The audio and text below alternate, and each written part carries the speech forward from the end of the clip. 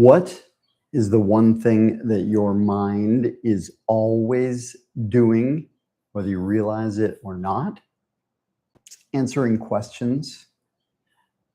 Minds are constantly looking for answers. And the questions that we ask consistently shape our thoughts, our emotions, our relationships, our income, future, everything, entire lives. So when your mind keeps circling and you feel stuck, it's not the situation out there that's the key factor. It's the questions that you are asking. So today, in this video, I will teach you how to interrupt destructive loops with questions, how to create clarity, and finally, consistently be able to stop yourself from those loops. Questions direct consciousness. I don't usually say direct consciousness. Most people aren't choosing consciously the questions they asked. Like so much of our lives, they come from conditioning. Right? So to get empowered with the questions that you ask is the greatest gift. It's the difference between living a life on default, playing out what our parents did, what society told us, and creating a life that's really the one we want.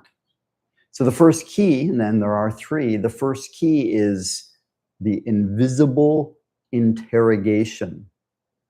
Interrogation is a strong word, right?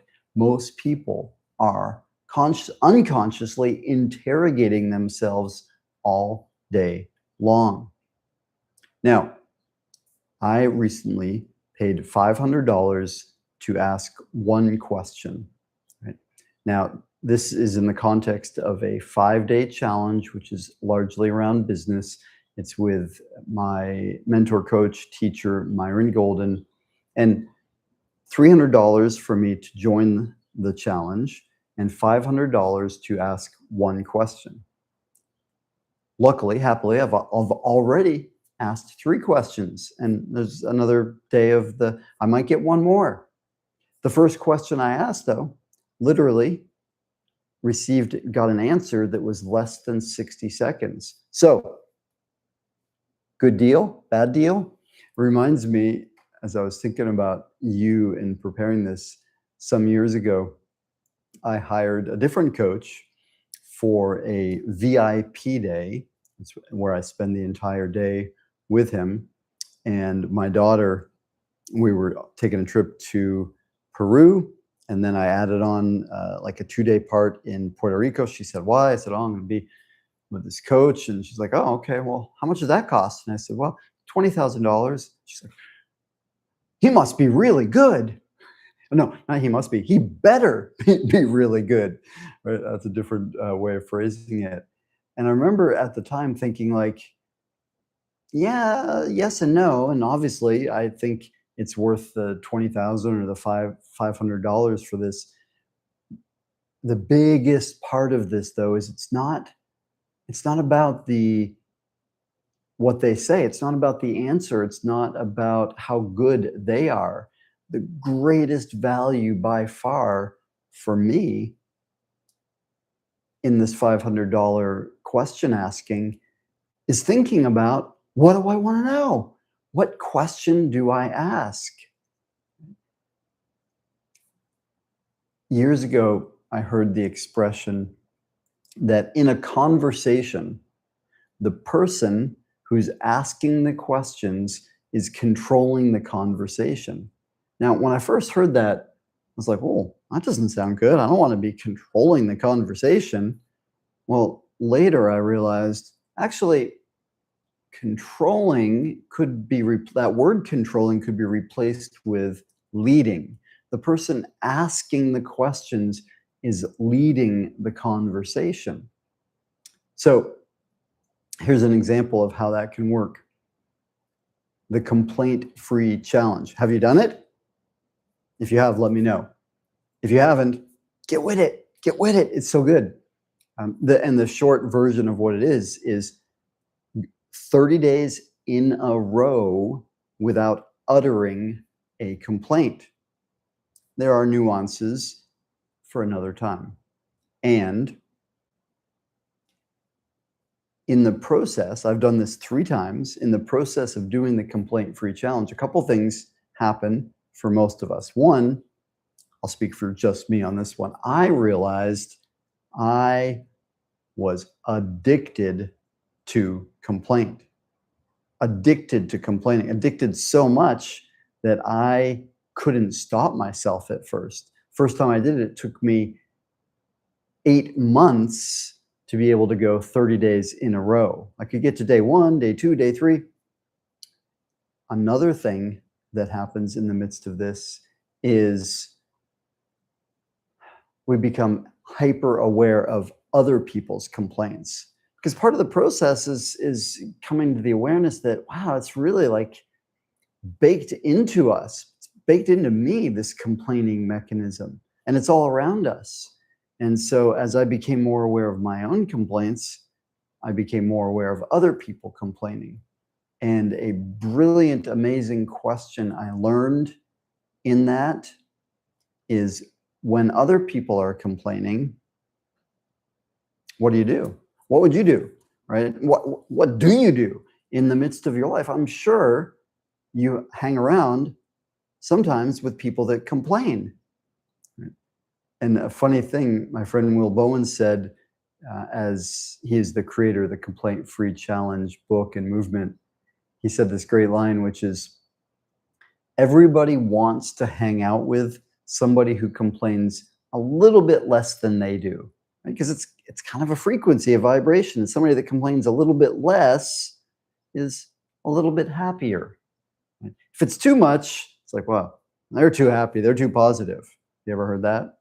So what do you do when you're around someone that's a little below you, meaning that they, and I don't mean better, worse, not that, but below you on the level that they complain a bit more than you do? It can be challenging, right?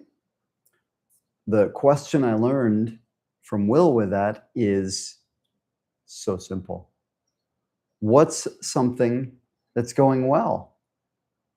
What do you love about that? When I was a couple decades ago leading yoga teacher trainings and other types of transformational trainings, we used feedback a lot. Feedback is super, super useful. Let me switch my screen, make sure where we are. Yes, good. And feedback can also be hard, right? Because a lot of us are wired toward the negative. So imagine you just gave a talk, or you played golf, or you ask your partner for feedback, or writing, or you took a test and you get feedback. What happens with feedback? Do you know what red pen syndrome is? As one of my teachers said many years ago, feedback is often feed forward, right? This is what's wrong. This is what's bad. This is what you should have done that you didn't do. And I realized that's not helpful for us, that way of giving feedback. There's a place for it and it can be helpful. However, much better is first, what went well? What went well?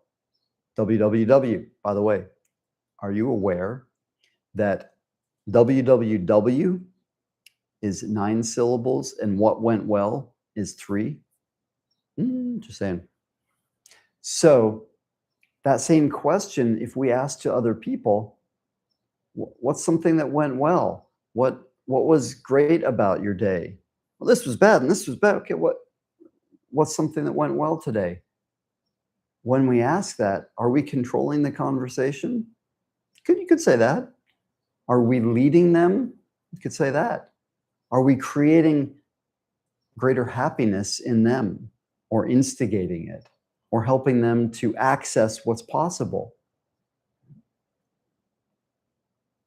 Yes, is my answer. We're doing it in a way that creates not only a better experience for them, certainly a better experience for us, because I don't know about you. For me, when I'm with somebody that's complaining, I start to feel like, oh, I don't like this. I want to get away from it. And so if I can just ask a question, and they could, and I've got this before too, they can not answer the question. They could come back with nothing's going well. I didn't like anything about it. I'm like, okay, time for me to go. See you later.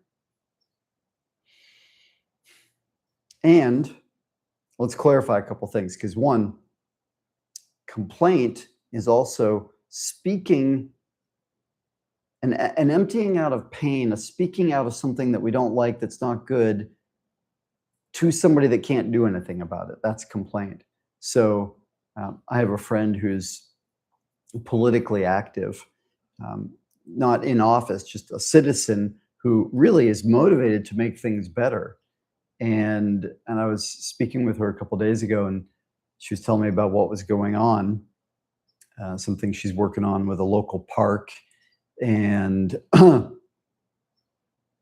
I complimented her because she does what very few people does. She voices her complaint to someone that can actually do something about it, right? Not just to somebody else. So there is a value in speaking about things that are, quote, negative or problematic. And just like in feedback, there's great value in saying EBI.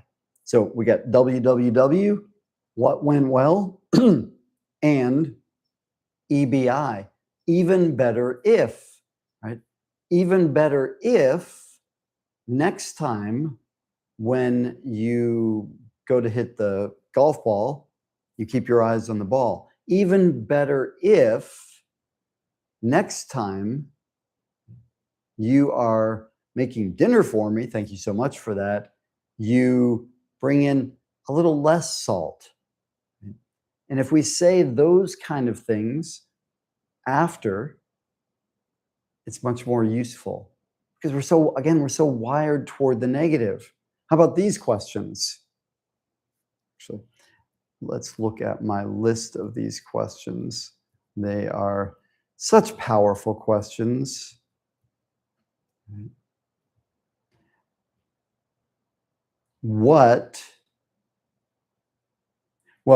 Let me see. I put it in the. I want to give you the straight version of it first. Why did I do that? Why does this always happen to me? What do you notice about those questions? And as you hear them, why did that happen? Why does this always happen to me? Why am I like this? When people ask those questions, what do they mean? Do they mean, why am I like this? So cool, so awesome, so magnificent, right?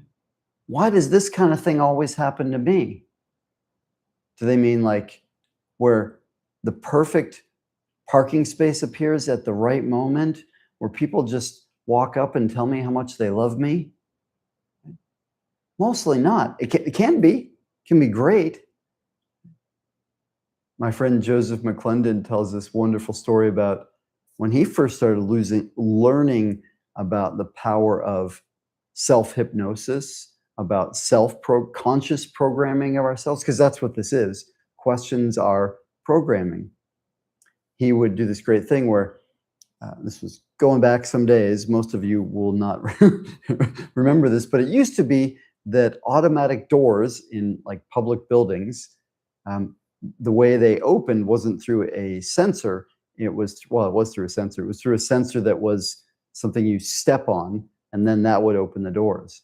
And now most of them are sliding, and back in those days, you would step on the thing. It was like a black mat, and then the doors would swing open like that.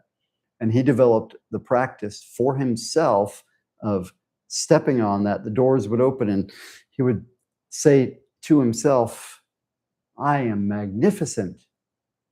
So what if you take these questions that are often why does this happen to me?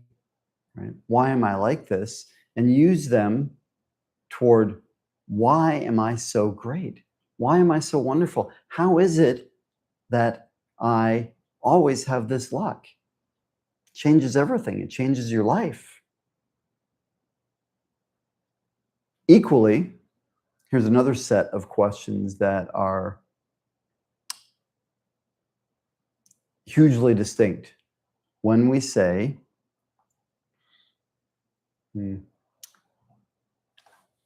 is this valuable? Right? I'm going to, going back to the $500 question. Okay, is that a good value? Am I going to get ROI on that, return on investment? Is it worth it? Those are disempowering or empowering questions. What do you think? Right?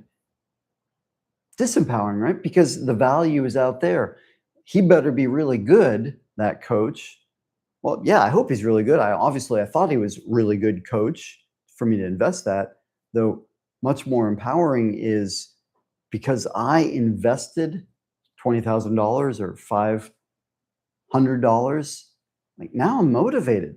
$500 is not a fortune. However, it's enough for me that I've been thinking about, what do I want to know? What's going to move the needle on my business, my service, my mission, right?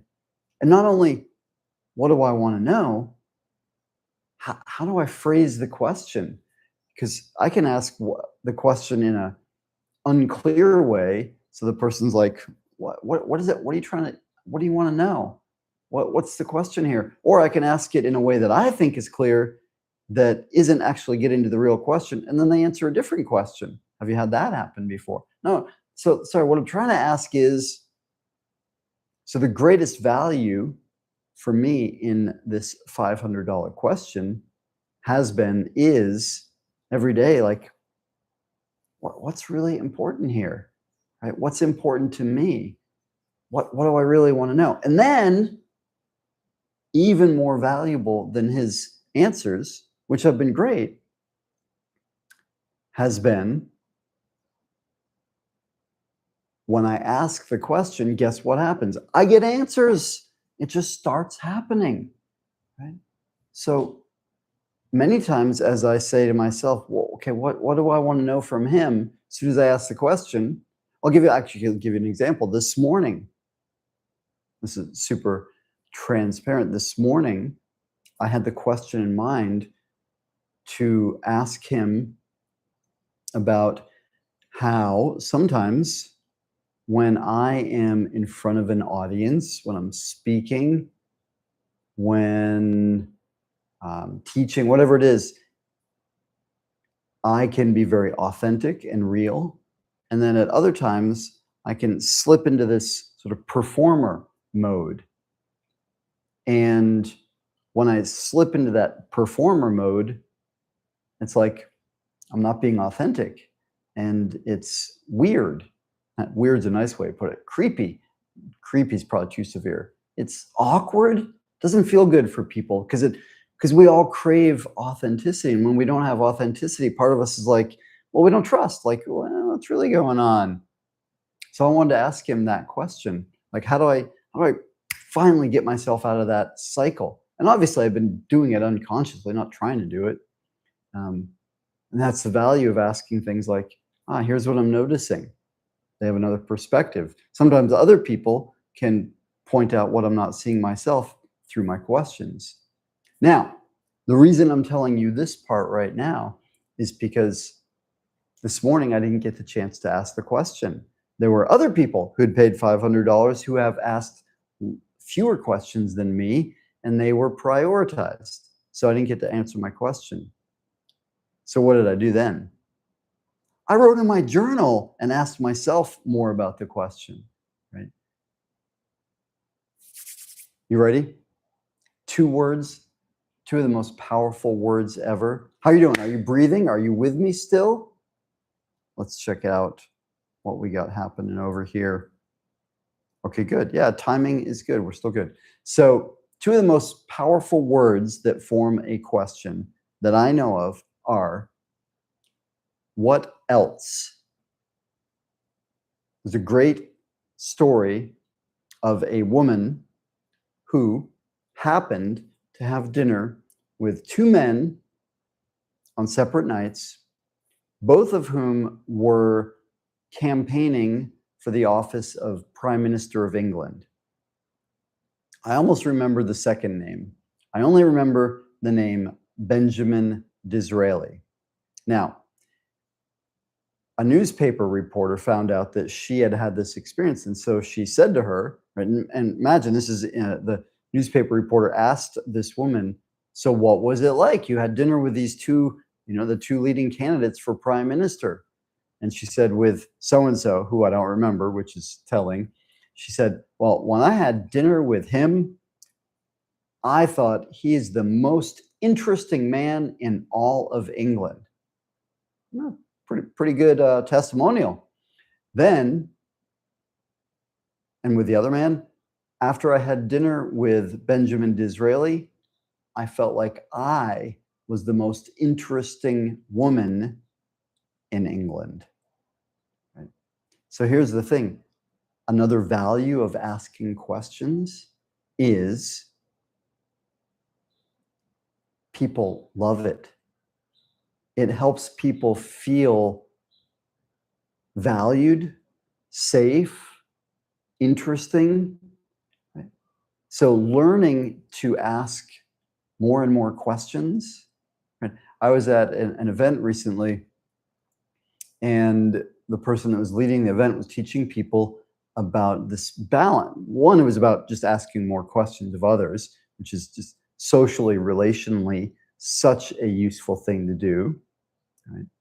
And she was talking about asking more questions and also balancing it with sharing things about yourself. So it was helping people create better relationships, having more intimacy.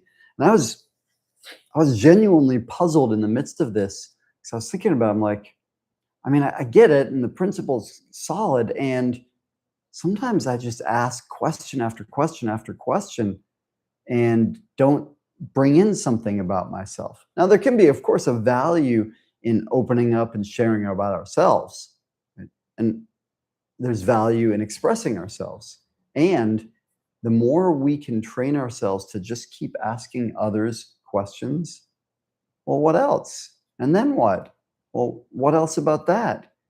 So when I was in my journal process this morning, okay, well, why do I switch into performer mode sometimes? Okay, well, don't feel safe, think maybe I'm not good enough so other people won't like me. Okay, what else? What else? And it helped me to go deeper. And I'm having a conversation with AI about it. Well, why do you think I do that? Well, it's because in some environments you feel safe, and in other environments you don't feel safe. Okay, well, what else? Because it's not really about the environment, because that's just my hallucination, my perception of the environment. Anyway, I'm just giving you the example of the value of the simple two words, what else? Which brings us to the third key. Right? The third key, let's see, the title I put for the third key is freedom frequencies, or liberating questions. And these are, actually, before I give you that, let me clarify a piece about the second key that wasn't clear yet. Rhetorical questions rock. Rhetoric rocks. It has its place. And rhetorical questions can be rocks in the way that don't feel good.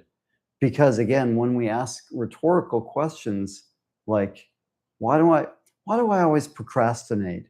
Right? What's wrong with me that I overeat? That's one I used to struggle with a lot. Why don't I like going to the gym? Right? You've got your version, guarantee it. When we ask those kind of rhetorical questions, what happens? Nothing good. What happens is we spiral downward because we ask a rhetorical question like, yeah, and really it's just a thin disguise for what's wrong with me? What's my problem? Why do I suck? Why am I no good? However, if we ask the rhetorical question instead as a real question, why don't I go to the gym? Yeah, what's in that? I wonder. And sometimes for me, and this is one of the questions I ask in my self-creation process each day or when I'm journaling, what is that? What am I feeling? And what's going on inside me? Close my eyes, breathe. What's the feeling under that? So why am I procrastinating on my current book? Well, okay, let me feel into that. Why would I do that? Well, I'm feeling scared about what people might think about it. Okay, great. Well, why? What's underneath that? And if I keep looking, keep asking sincerely, earnestly, rather than rhetorically, like, yeah, why? What's going on? And this is a great one, by the way, you can use with other people often. And of course, it's effective only if it's held with love, accompanied with love. Right. All right, freedom frequencies. Let's get there because time is clicking along here for us. Freedom frequencies or liberating questions. What I mean by that is just give you some of my favorite questions. When we are stuck, when we're in a loop, I don't know what to do. I've got this problem, this issue, whether it be in a relationship or business or money, whatever the challenges that's going on.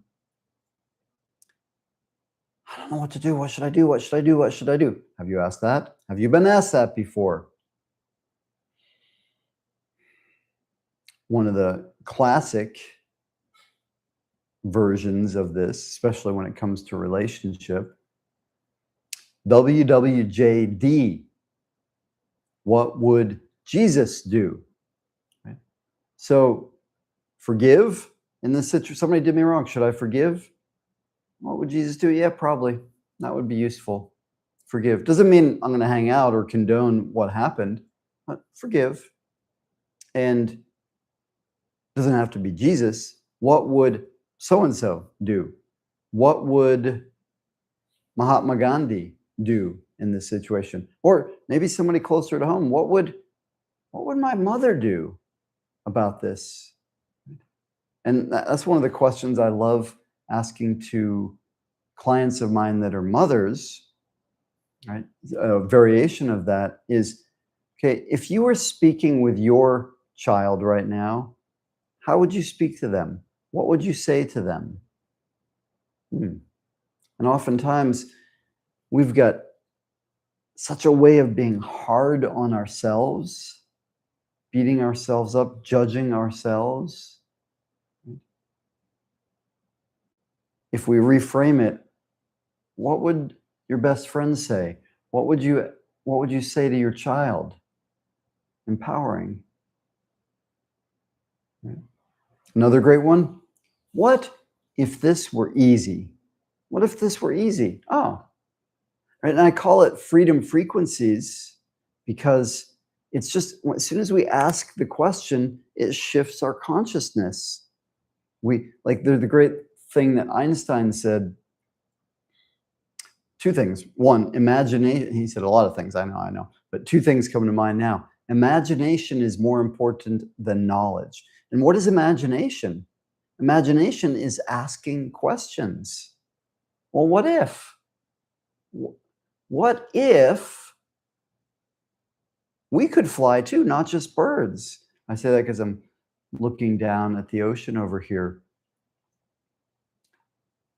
Because we can cultivate questions and curiosity about ourselves, our own motivations, about other people. We can also just create questions all the time about life, about nature. And as I was thinking about you earlier and what I would love to share with you, was thinking about, I saw a bird, and I don't know, but I imagine the Wright brothers and some of the others that were in that race for human flight said, well, how does a bird fly? Well, I know that they did ask that question, right? How does that work? I was outside earlier and I saw my friend's car, and the windshield wipers were up like this. And they're not usually like that. They're usually down, like the car was parked. She wasn't in it. And they were up like this. And so immediately my mind went to, why are they like that? And I don't know for sure, though I imagine it's because when she pulled in, it was raining and turned the car off and the windshield wiper was here. Stuck. And it doesn't matter, that particular example. What I'm inviting you into, though, is greater curiosity, more questions about yourself, about other people, about the world around us. Because going back to the Prime Minister of England, what's the deeper lesson there? The most interesting people in the world, the people we want to hang out with most, are the ones that ask questions.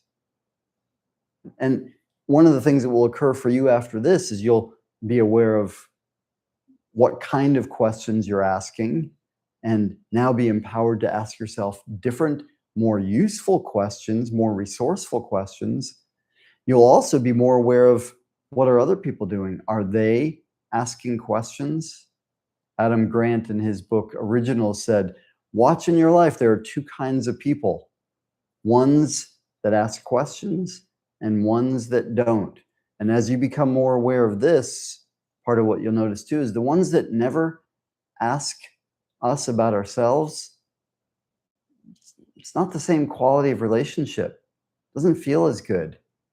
So how did that woman conclude that after having dinner with Benjamin Disraeli, she thought she was the most interesting person in the world?